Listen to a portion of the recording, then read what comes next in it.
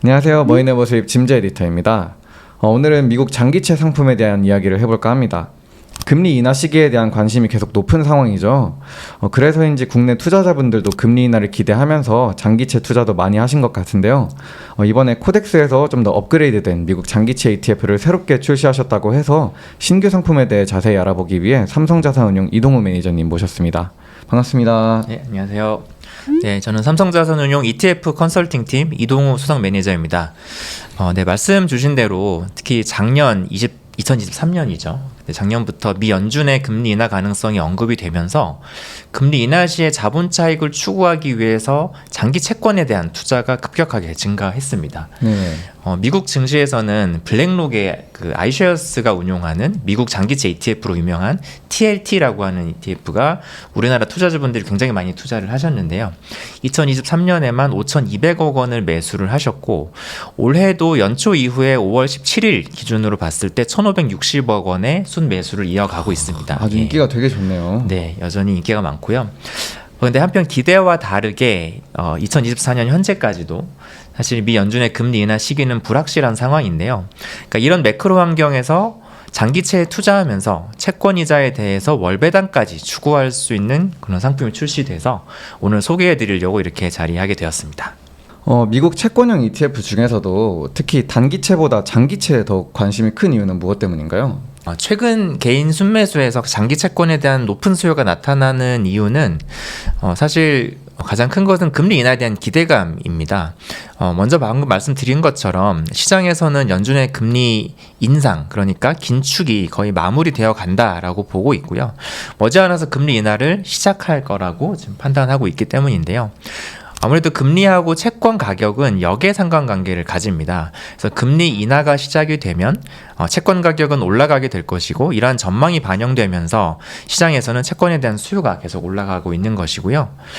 우리는 이제 CME 페드워치를 통해서 단기적인 금리 전망을 알 수가 있고 또 연준의 FOMC 회의를 통해서 장기 목표 금리 또한 알 수 있는데요. 연준의 장기 중립금리는 이제 2.5%로 5월 말 현재 미국 30년물 금리가 4.6% 수준인 것을 감안했을 때 사실 결국 금리 인하가 된다면 30년물의 채권 가격은 상승할 것이라는 그런 전망이 담겨 있다고 보실 수 있을 것 같습니다. 또한 채권 중에서도 듀레이션이 더 긴 장기 채권의 가격이 단기 채권의 가격보다 이자율 변동에 굉장히 민감한데요. 그렇기 때문에 금리 인하 시에 더 높은 수익률을 기대할 수 있는 장기 국채에 대한 수요가 발생하고 있는 상황입니다. 그럼 오늘 소개해 주실 상품에 대한 본격적인 설명 들어보겠습니다. 네.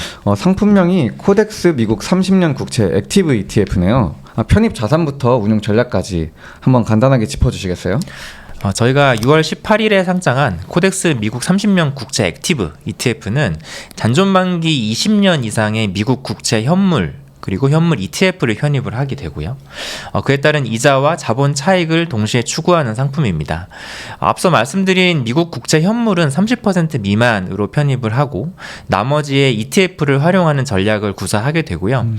잘 아시는 TLT ETF부터 총보수가 저렴한 VGLT 혹은 SPTL과 같은 원화 환산으로 500억 원 이상의 거래량이 풍부한 미국 장기채 ETF만을 골라서 운용하는 상품이 되겠습니다.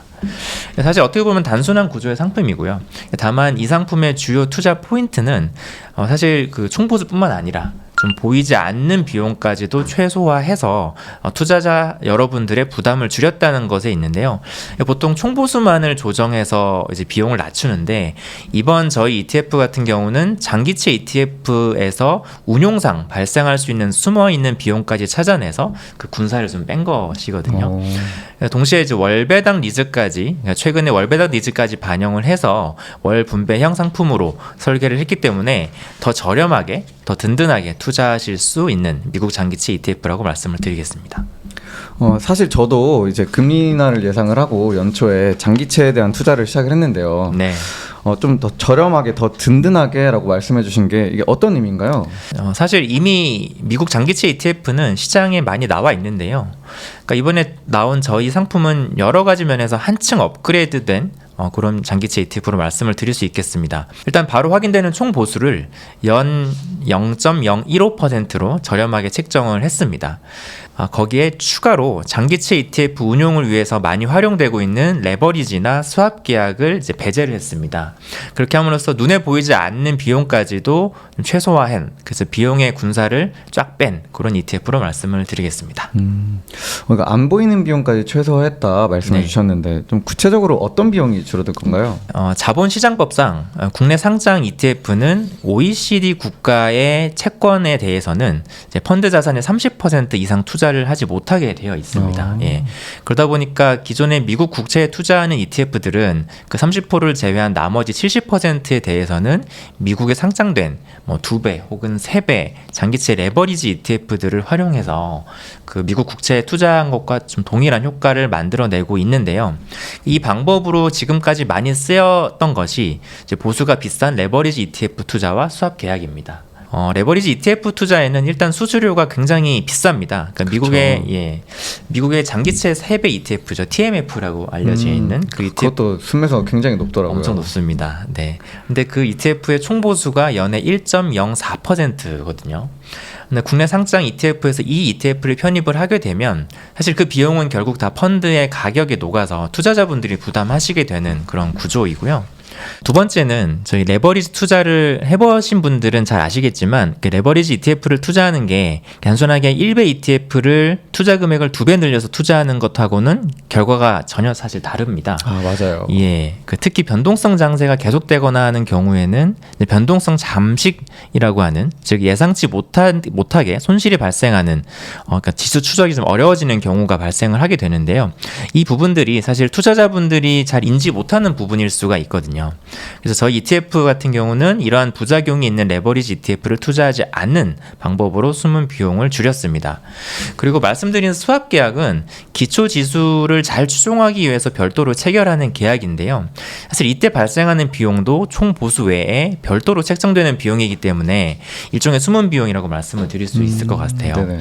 그래서 저희 코덱스 미국 30년 국채 액티브 ETF는 레버리지나 합성, 스왑 계약을 활용하지 않고 재간접 방식으로 상품을 설계를 했습니다. 사실 재간접도 비용이 완전히 없지는 않아요.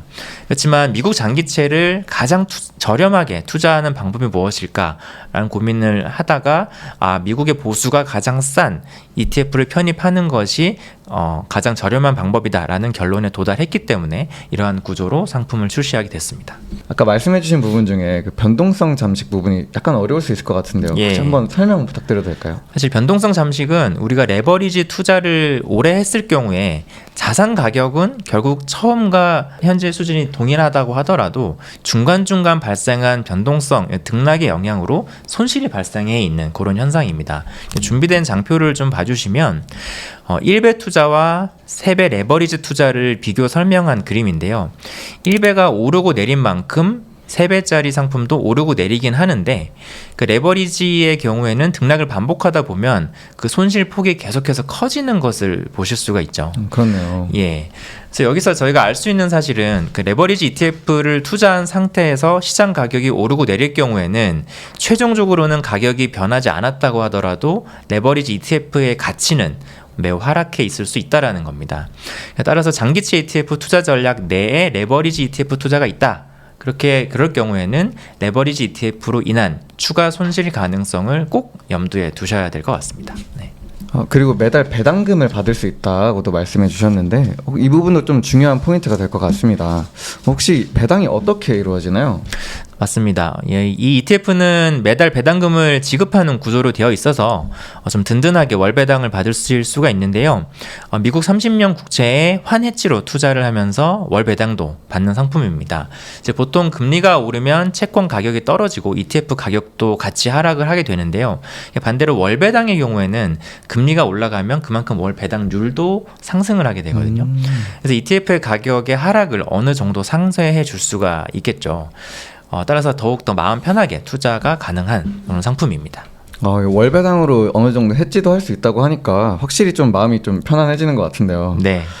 연금 계좌와 또 ISA 계좌에서도 100% 투자가 가능하다고 하셨는데 혹시 네. 이 부분도 좀 설명을 부탁드릴 수 있을까요? 네, 연금 계좌와 ISA 계좌는 세제 혜택이 있는 계좌들이거든요. 그래서 장기 투자 시에 굉장히 유리한 그런 계좌들인데요. 그렇죠. 예, 이번 코덱스 미국 30년 국채 액티브 ETF는 이 두 가지 계좌에서 모두 100%까지 투자가 가능한 상품입니다.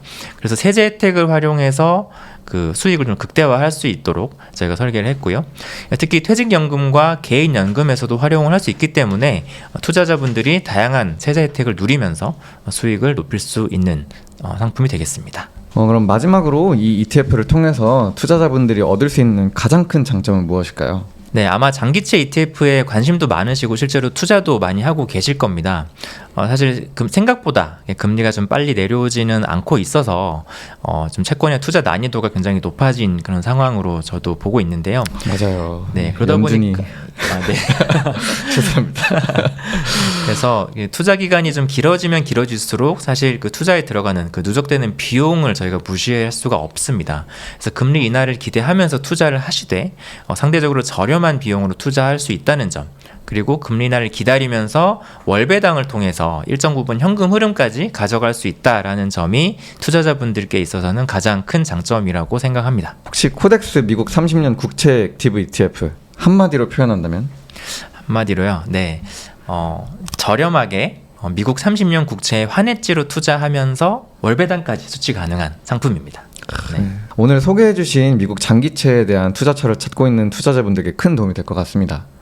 혹시 추가적으로 또 구독자분들께 해주시고 싶은 말씀이 있다면 부탁드립니다. 많은 분들께서 미국의 금리 인하를 오랫동안 기다려 오셨습니다. 근데 금리 인하가 언제 올까요? 저희가 감히 말씀드릴 수는 없지만 적어도 가까워지고 있다라는 것만은 분명한 것 같습니다. 그래서 이런 시점에 저희 코덱스가 투자자분들이 정말 마음 놓고 합리적인 비용만 지불하시면서 미국 30년 국채에 투자할 수 있는 그런 수단을 제공해드리고 싶었고요. 그 결과가 바로 이 상품입니다. 그래서 장기채 ETF에 대한 투자를 희망하시는 분들께 저희 코덱스가 내놓은 이런 진심이 담긴 상품을 좀 알아봐 주셨으면 좋겠고요. 많은 관심 부탁드리겠습니다.